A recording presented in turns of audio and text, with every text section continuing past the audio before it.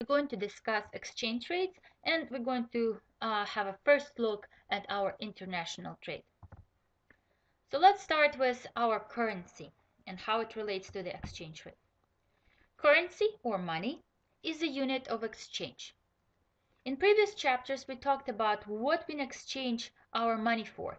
We said we can exchange it for different goods and services. That's when the money plays role of unit of exchange. But it also can be exchanged for the other currencies. So our cash can be exchanged for either goods and services. We can buy bonds and stocks with it, right? So it's storing the value. We can save using money. And also, we can purchase other currency with our US dollars. Most countries will have control over production of their own currencies. Some countries will share the same currency, like in the case of Europe. Several countries use the same currency, which is euro. In the United States, we have control over the production of US dollars. Nobody else in the world does. And some countries will use currencies from other countries. Some countries are simply abandon their own currencies because they cannot figure out how to make them stable and just simply decide to use US dollars. So they don't have to worry about whether or not their own currency is going to appreciate, depreciate. They pretty much trust the United States government more than they do to their own government. So when we start trading one currency for another, we are looking at foreign exchange market. So here we are at another market. We are at a market where people trade one currency for another. Well, why would we need to do that? There are several reasons. There are several reasons why some people would want to trade one currency for another. Let's ask ourselves a simple question. How does an American car dealer buy Mercedes? Mercedes is a car that's produced in Germany. So in order for us to buy a Mercedes, we need to have euros. So we take our dollars, trade them for euros, and then use those euros to buy Mercedes. How does Italian guy buys US government bonds? So for example, some Italians decide to save money and they want to save it in United States bonds.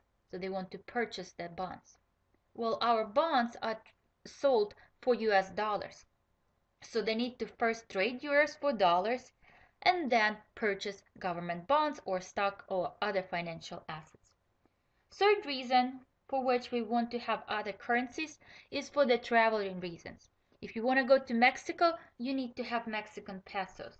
If you want to go to Japan, you need to have Japanese yens. Exchange rate will tell us how much of one currency we can trade for another. When you go to the airport, if you travel into another country and you go to the airport, you're probably going to see some kind of exchange window.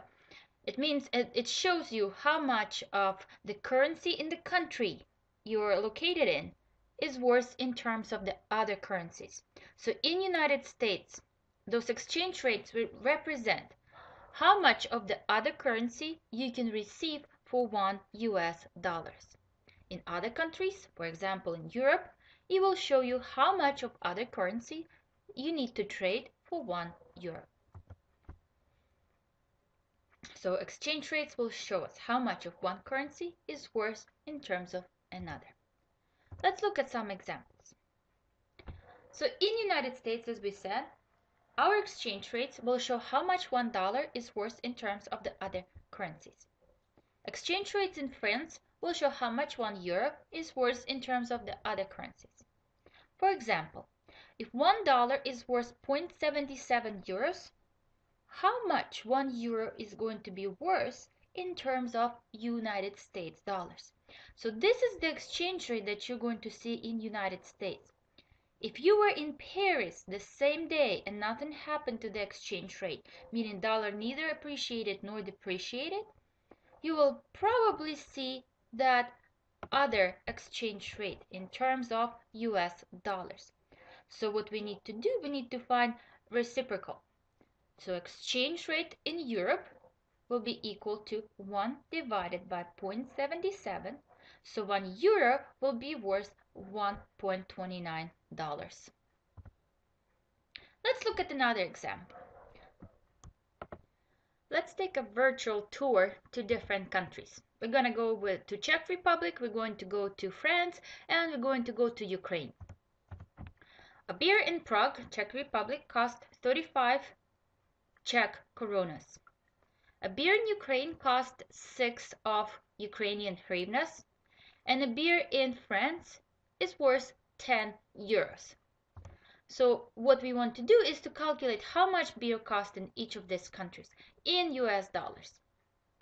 So in order for that, to do that, we need to find the exchange rate. Where do we find that? The simplest way is to actually search for it online.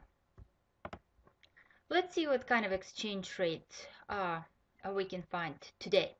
And today is February 20th, or actually February 12th, 2014. So you're watching this lecture a little bit later, so this exchange rates may be different. So I would encourage you to go to this website and actually check what the current exchange rate are.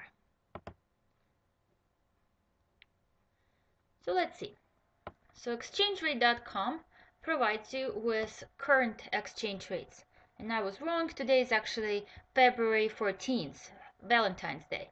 So you can check your most current interest rate on this website as well. So we can see for different currencies we have different exchange rates, and all of these numbers represent the exchange rate for a particular country for $1 United States dollars. So as we see in Czech Republic, that's exchange rate that we need. The currency is koruna, or we call it korona, right? And it equals to 20 korunas per $1 US dollar. You can also see that this website provides you with data on the exchange rates from the previous day. So what exchange rate was yesterday and what it is today, and whether or not dollar appreciated or depreciated. It looks like amongst most of the country, dollars depreciated, meaning that it's worth less in other currencies than it did a day before. So we need exchange rate for Czech koruna, and it's equivalent to about 20 korunas per US dollar. We also need it for France, and since France is a part of European Union, we're going to use the exchange rate for euro per dollar. So per dollar we use 0.73 European cents. And we need the exchange rate for Ukraine, and in Ukraine we have hryvnias, and hryvnias is almost 9 hryvnias per US dollars. It's 8.7, but we're going to simplify it to 9 hryvnias per US dollars. So all those numbers show us how much of the other currency we can get for $1 US dollar. So let's go back to our lecture. So we said that $1 is equivalent to 20 Czech korunas, 0.75 about euros, and 9 Ukrainian hryvnias. So 35 korunas, how do we find the exchange rate? We take that number and divide it by our current exchange rate. We get that 35 korunas is equivalent to $1.75. So you need $1.75 in order to be able to purchase one beer in Prague. The same we do for euros. We need to calculate how much 10 euros is worth in US dollars. So we take 10 euros divided by the current exchange rate of euros per dollar. So notice that we can cancel out euros and all we have left is US dollars. So that's why in problems like this, it's pretty important to keep the units intact. They allow us to see whether or not we need to divide by exchange rate or we need to multiply by this particular exchange rate. And finally, 6 hryvnias divided by the current exchange rate equals equivalent to 67 US cents, which tells you that the beer is the cheapest in Ukraine. Then we have it in Prague, and it's most expensive in Paris, France. Well, what if the exchange rate changed? what if now $1, or tomorrow we wake up and $1 is equivalent to 0.9 euros or 8 Ukrainian hryvnias? What does it mean? It means that United States dollars appreciated against euros. Now we need more euros to buy $1 than we did before, but it depreciated against Ukrainian hryvnias. So before it cost us 9 hryvnias to buy for $1, now we only need 8 hryvnias. So US dollars depreciated against hryvnia, which means that hryvnia appreciated against dollar. So it always works in the opposite direction with different currency. If dollar is appreciating, it means that the other currency is going to depreciate. So now we can calculate the new prices in US dollars. So now 10 euros we divided by exchange rate is equivalent to $11.11, and 6 hryvnias is equivalent to 75 cents, which means that when dollar appreciates, it's cheaper for us to go to those countries for which dollar appreciates. So now dollar has more value, meaning that we can buy more with US dollars.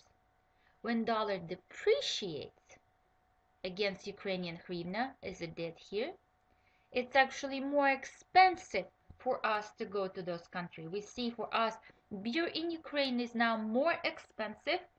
So when dollar depreciates, it means that for us it's more expensive to go to the other countries. So let's look at the overall consequences of our exchange rate. If dollar appreciates, it means that foreign goods seem to be cheaper for us. As a result, we're going to buy more from abroad, right? So we said it's cheaper for us to travel to Europe. But at the same time, US goods are going to seem more expensive for the foreigners. They're going to not want to come to the United States as much as before because it's more expensive for them to travel here. So we're going to export less, and exporting means that how many goods they purchase from us. And as a result, we are hurting United States GDP. The part of our GDP is exports minus imports. We are exporting less, importing more. As a result, our overall GDP is going to decrease. So what we see is that if dollar appreciates, even though for residents of United States it's a good situation, we can travel for cheaper, at the same time for our GDP it's not a great situation because it may actually decrease.